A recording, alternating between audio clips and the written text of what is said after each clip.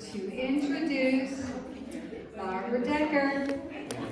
Such a beautiful soul. She's lovely, caring, heart-centered human being. Yeah, absolutely. And I want to tell you a little bit about her. So helping our next generation recognize and build resistance from the past, Barbara Decker, founder of Soul of Birthing, is a certified hypnobirthing educator, prenatal bonding BA facilitator, and birth doula for 50 years of experience dedicated to creating positive birth experiences. Barbara was introduced to the benefits of hypnosis in childbirth by psychotherapist Phyllis Klaus. Barbara is now a specialist in the field of prenatal and perinatal psychology, recognizing the impact of the previous 3 generations of our lives. And here she is. So my first question is, how many of you have seen a baby like that that's only a week old? Ah, so cute. We were told that babies don't smile till after 6 weeks of birth. That's what we were always told. It's just gas. Right. Baloney. When babies come into the world, they've been even known to smile right after their birth. Because the birth process isn't such a swift, easy thing for either mother or baby, but it can be joyful and it can be enjoyable. But we don't see it very often. Most of the families I work with are the 5% that have their babies without medication at the hospitals. Because most hospitals, mothers are drug, 95% of hospital patients have epidurals. With these babies, they usually do really well with their births. But the difference is that they spend the pregnancy with me. That's the big difference. Because babies are sentient. Babies can feel a hair going across your belly at 7 weeks of pregnancy. Mm-hmm. They have that much sensitivity to the concept of touch and love. Now, when I was having my babies, I never knew any of this stuff. I just knew I wanted them, and I was welcoming. I couldn't wait to get pregnant, and I wondered why I didn't get pregnant right away, no matter how hard we were trying, and my father kept telling my husband, "You're shooting bullets. What the hell is the matter with you? You got blanks." Well, in the long run, my husband wasn't ready to be a father. I was the one that was dying to have that baby, and that's probably why it took me so long to get that baby. But it's shocking the number of families that are using IVF, ART procedures, artificial procedures, to have babies now, because we're under so much stress as parents. The old way is the old way. It's now artificial, artificial, artificial. So what's our lives going to be? Artificial, artificial, artificial. We need to start with the right basic, and that is loving our babies and welcoming our babies to the womb.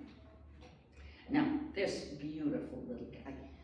Studies have shown that the soldiers that have had PTSD from the different wars that they fought, if they had a healthy early start in their life, they get over their PTSD much easier, because they had the resilience, they had the love, they had the support. They were able to get their system to regulate back to normal living again.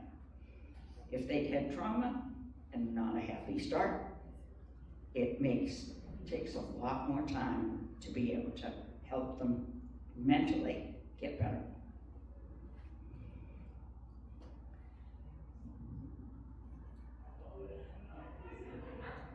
Now, this is not new stuff, guys. 800 BC, back In India, they believed that mothers should stay away from anxiety, anger, tiredness, excitement, sudden noise, and any disturbances in case the baby would be harmed. They didn't have 1,000 research papers, guys. They knew it. They felt it. They respected a pregnant mother. A mother that is carrying a baby is making two lives. They are building their life in a healthy way so that they're building the baby's life inside. But we also carry traits from our grandmother. When your grandmother, had your mother, the eggs that were building in your mother were you.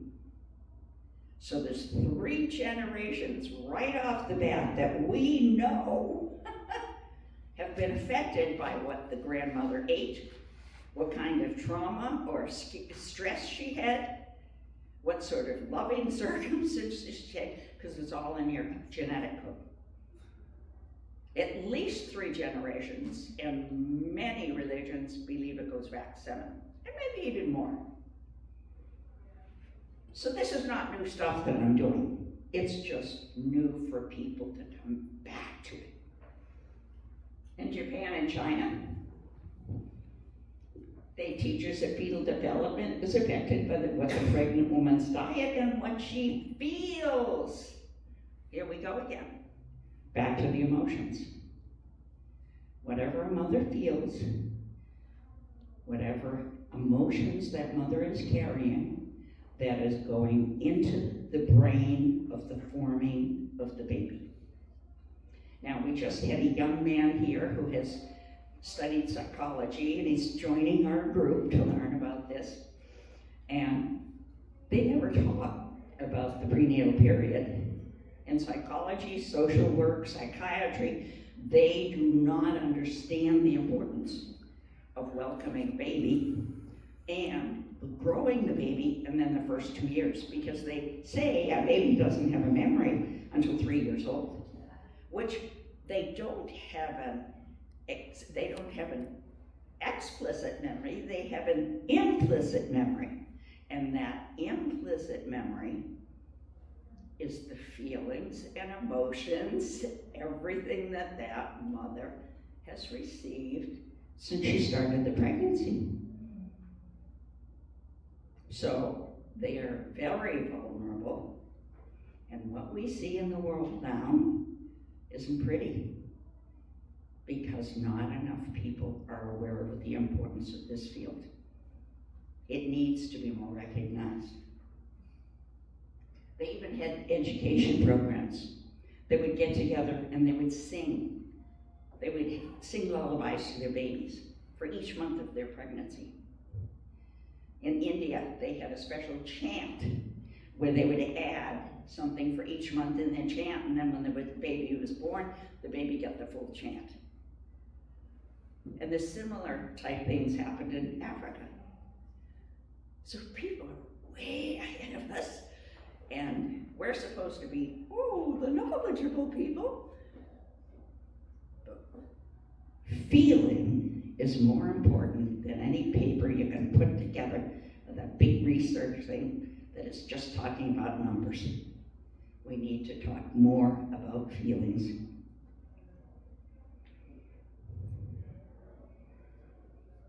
This is one of the founders of my organization, David Chamberlain. Are part of the baby's environment and affect the baby, so they will start moving very shortly after a mother laughs, for example. So you can imagine what's happening to babies if parents are fighting, if the mother is in grief about something, if there's... I'm going to stop right here because it said on that slide hiccups. Did you see in the corner of that slide it was listed hiccups? Again, not true. This ultrasound was done with that baby being exposed to the parents fighting specifically to see if the baby was reacting within the womb. The medical side thought it was hiccups. Hiccups are routine. This baby's not getting the hiccups at a routine pace. This baby is frightened by the fight. A separation, there's death, like the father dying before birth. Babies are really tuned into their environment. And that's a whole idea about the consciousness of a baby in the womb. Research now shows very clearly that the mother's emotional state during pregnancy determines the actual shape, nature, and character of the brain structure that grows in the infant. This has been established without question. All mammals follow the same pattern. If the mother is in a state of high anxiety, fear, worry, so forth, she gives birth to an infant with a different brain structure. One with a much larger, what we call the old hindbrain, the survival, sensory motor brain, and much reduced size, intellectual, creative brain. It's as though at every birth nature is saying, well, can we go for more intelligence or do we have to defend ourselves again?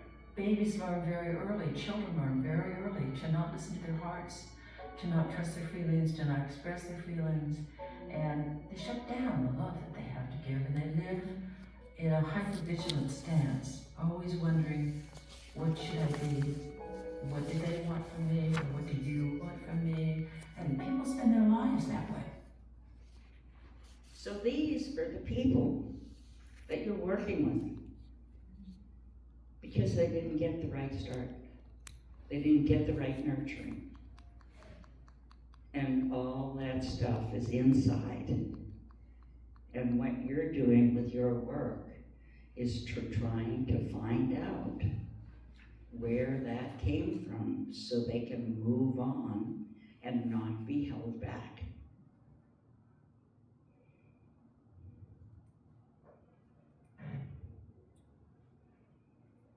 Major research is beginning through prenatal and perinatal psychology. David Chamberlain was the psychologist that was in that film. David wrote Babies Remember Birth back in the 1980s. Thomas is a shrink psychiatrist from Canada, and they were at a meeting at the American Psychological Association back in the 80s, and they were talking one day. Both of them had just done hypnosis training. So they had been doing hypnosis with regression. They hadn't used hypnosis in regressions before, but they had been using hypnosis, the two of them, and they were saying, my last patient went all the way to the womb. I didn't know they could do that. I didn't know that was possible. And David said that to Thomas, my patients have been able to say that too. So they got together and they did a research paper with the patient that came with the emotional problem and said, don't tell your parents, but just ask what happened during the pregnancy and the birth. And the parents validated exactly what they were remembering from their womb pregnancy experience. One that comes to my mind was a man that could not stand hot water. He couldn't take a hot bath. Never understood why water was always too hot for him to take a bath. And David was the one that, it's in one of his books, that uncovered why he didn't like hot water. He regressed all the way back to the womb and felt that hot water because his mother was trying to abort him. Now he asked his mother 4 times before the mother said, how could you know? I never even told your father. So if these experiences are validated by the families, we know what they're feeling and sensing as the truth. So they took their paper to the American Psychological Association, wanted to present it, and they told them to get lost. So that's why we have the Association of Pre- and Perinatal Psychology and Health, because they said, well, if you're not going to wake up, we are. And it's still not recognized as much, the hypnosis levels that we're at. The benefit and the growth that people can have through hypnosis. So thank you, David and Thomas, for being persistent. So, because the medical and scientific field says there are not enough connections in the baby's brains, there isn't enough brain there, how can a baby remember? They remember somatically, with implicit memories that are in the body. And it was very interesting when Thomas, the psychiatrist, came to the realization that, oh my God, I've been treating patients all these years, working with the head, and they really need some somatic work to help clear up the rest of it, to get rid of what's stored in every one of those cells in our body. But these guys got it started, and we're continuing, and it's been 50 years of working and trying to get the scientific community to really recognize the importance of gestation. So the nervous system is definitely affected by the experiences of that baby in the mother's womb.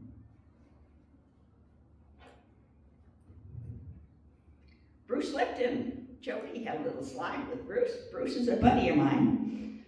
He was down at Sandpoint for a lecture, so I went down to see him. He lectures a lot at ALA. He's a wonderful human being. And the interesting thing that Bruce Lipton did was he was a cell biologist, and he was doing cloning at the time. So he did this little experiment where, all right, I'm going to ask a question. How many of you in your science class were told that the nucleus is the brain of the cell? I don't remember. It was so long ago. It isn't. The nucleus is the reproductive material that goes on from generation to generation so that the cell can multiply and carry the information further. But it's not the brain of the cell. And Bruce did that research, and what happened was he took bone cells, nerve cells, blood cells, and he put them in a healthy arbor, which is to grow on, those cells. He took out their nucleuses, and he wanted to know how long they would live outside the body. Anybody know how long they lived? They lived the same length of time that they would have as if they were inside the body. They breathed, they pooped, they ate through the arbor, and they lived just as long as if they were inside the person. That's without the nucleus.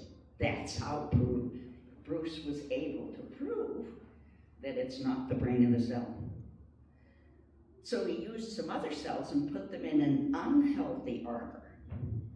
They all shriveled up and died. That's when it dawned on him.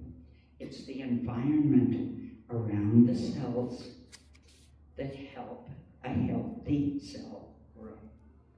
And since we're made of billions of cells, can you imagine how that baby is growing in the womb when the environment's not great? Or when it is great? Now, 45% of our babies being born are not planned for. That's almost half our population. And some of those are, oh shit, what am I gonna do now? When they pee on the stick. So they have to worry whether they're gonna keep the baby. So the baby inside is going, should I stay? Should I go? Should I stay with the mother? Should I go? Until the decision is made whether the baby's gonna stay or the baby's gonna go. So that baby starts out with the idea that the mother's going to abort them. That's the first attack on them.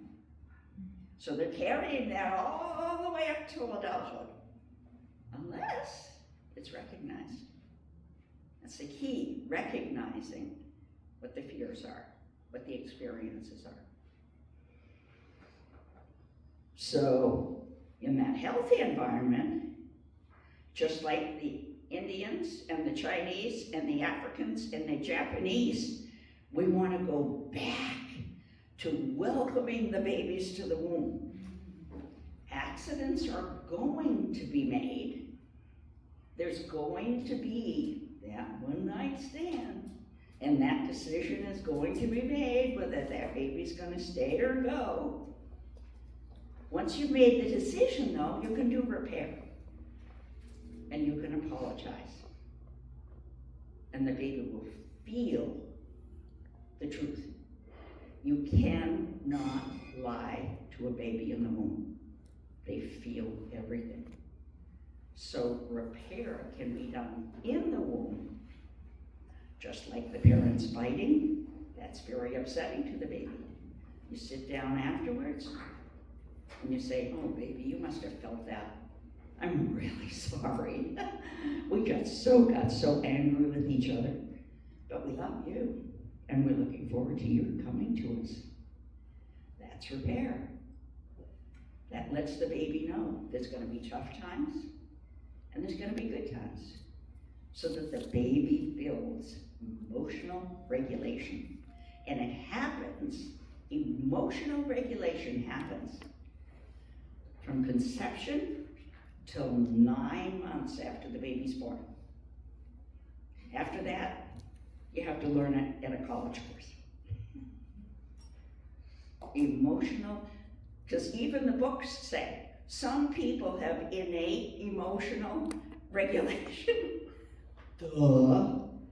They have it because they were nurtured and they were loved and they were welcomed within the womb. So a lot of people out there that didn't get that start. So you're doing the work of taking care of them afterwards. What we're trying to do is say, let's teach the parents, even in middle school, in biology class, that when a baby is inside a womb, it's not just a thing. It is a person that's going to grow into an adult.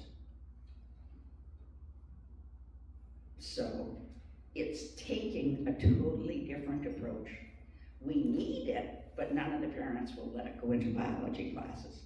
We do have it in some high schools. We have some in their biology class, so that the parents in that biology class, the students in that biology class, have the knowledge that babies are very sensitive and feeling and so forth, and they're going to be good parents. But we can't get it all the way across the board. We can't even get it into the medical community. Numbers, measurements, weight. What are you eating? What about what's going on in your life right now? That needs to be done just as much as the physical measurements. So I think emoto was mentioned already in this, somebody in this lecture. Dr. Emoto is a pseudo practitioner, considered pseudoscientist, because he did the experiment.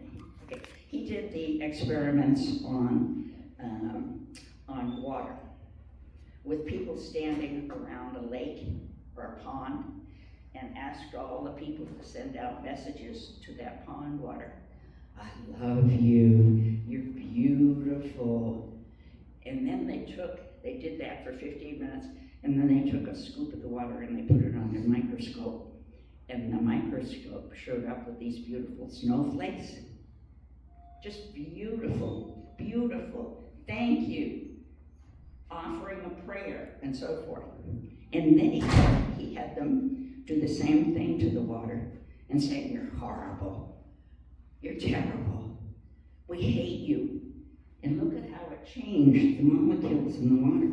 They're all distorted and they're ugly. Our babies are sitting in water for 9 months. What do we want our babies to receive? We want those nice snowflakes. You can do the same experiment with rice. How many of you have heard about talking to your plants? You talk to your plants, the plants do better. You ignore them, plants don't do very well. You ignore your children, children don't do very well either. And in all reality, neglect is worse harm on a young child than domestic violence, which is kind of hard to believe, but it is, because they're not building those beautiful connections that Jody was showing on the screen. So this is my passion, to educate and share knowledge in this field. And I'm hoping that some of you will decide to get more education in this pre and perinatal field, because it will help you quicker pick up information that your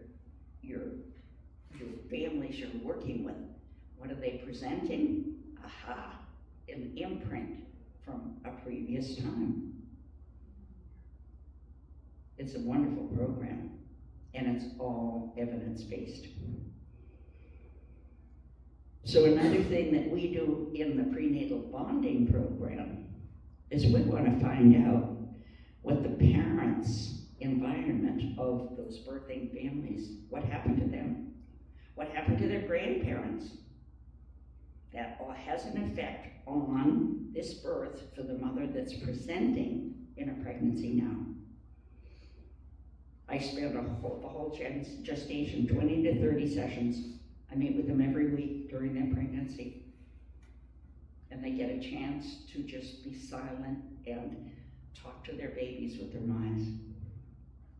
Is that welcoming? I mean, they take that time. What a beautiful thing. And the babies know it, because the minute we come on to do a session, the babies are going, it's my time. They're very aware of the time. So we meet every week at the same time and the same day, because they expect it. And it's those first 1,000 days from conception until 3 years old, 2 years old, where that implicit mind is all being built, not with all the brain connections, but felt experiences. And that's what you're working with many of your people. So with loving touch, were they welcomed? The parents have the awareness that the baby feels everything the mother feels. You want to validate anything that's happening. You had a stressful day, let the baby know you had a stressful day. Put your feet up when you come home and go, now it's time for us. Because stress is good. That's reality in life. So the baby knows there's ups and downs. Repair whenever necessary growing up. Always apologize to the baby in the womb, to your child, to your infant, to your children, to your adult children. It's never too late to apologize. Touch is critically important for every single one of us to feel complete, to be validated, to feel safe. And touch is important only when that person has addressed whether touch is safe or unsafe. We want to let them have a healthy diet. And stop to think about the fact that a mother and a baby's relationship is the first relationship of their life. And if that relationship is not secure, they will have relationship problems for the rest of their life unless they're recognized. And that's where you guys come in. These babies have emotional regulation. These babies have emotional regulation. They have self-esteem when they're born. You saw that smile on that baby's face. That baby didn't present any fear, not screaming, not arms outstretched, fighting the world. That baby was secure and safe and loved. And remember, that's where emotional regulation comes from. So we need a new approach. We want to get started before they get pregnant. If a couple's thinking about having a baby, we got to hand them these tools. We want to know what they have experienced, because how many married couples talk about the crap that they had when they were kids? I mean, you get married because you fall in love, but you don't always go into what went on with mom and dad or grandmother or grandmother. We don't always get that history because people don't talk about it. It needs to come up, and it needs to be recognized. And I'm going to give you one example of an adopted child. So we need gestational psychology, new education for professionals, and we need preconception education. But here's an example of a young man. This young man happened to be adopted, and his feelings about his adoption is that the field of place of wisdom and light and love is where there's nothing to do but the underlying consciousness from what form is born. A workaholic's thoughts behind meeting the baby is a psychic space. This is a time when parents can connect through other ways of knowing to meet their unborn child. After research dedicates now supports understanding that this is true, not just a feeling a mother gets, but allows parents to see the baby as a creative conspirator in the journey of pregnancy and birth rather than just a biological object. Now, there's a young man that was adopted. So he had his birth experience, and then he was adopted by another family. So his experience in the womb was quiet withdrawal and pulling back because his mother didn't want him. That's why he was going up for adoption. So he stayed out of the way, wasn't able to express his feelings, he soaked everything up. And when he was adopted, something inside me never felt like I was wanted. And when you're not wanted, and people try to love you, it's hard for you to accept that because you didn't get it back in the beginning. Repair can be done. But how many people think about that when they adopt a child? What experience did that little baby have before he came into this world? Open adoptions work because the new family can engage with the baby in the womb and know their family so that the birthing mom can say, I'm growing you for another family that's going to be loving you even more than what I can do for you. That opens up a whole new door in facing adoption.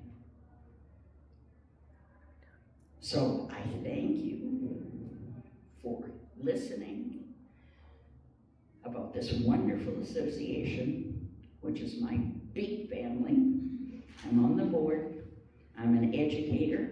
And the program that I'm encouraging you to look into is the Pre and Perinatal Psychology Educator. It's online, and I happen to be a mentor. So I check all your papers that you put together. And we are a welcoming place, but it'll blow your mind what you will learn about imprints, and it will make it your work easier when you see the scientific evidence that what you're doing and finding where that person needs the help. It's the person that needs the help, and they have trouble finding it, but you will be able to recognize faster when you have the awareness of this field. So thank you.